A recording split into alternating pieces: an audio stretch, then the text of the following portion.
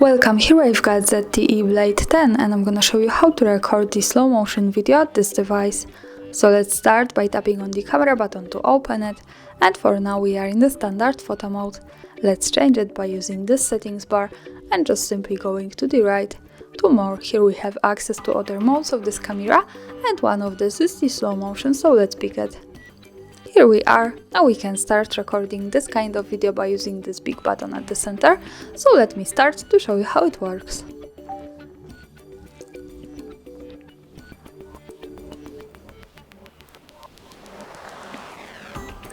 And now let's stop by tapping again on this button. To see the video, let's move to the left to this one. Here we get quick access to the gallery, and this is our video. Let's play it by tapping on the center.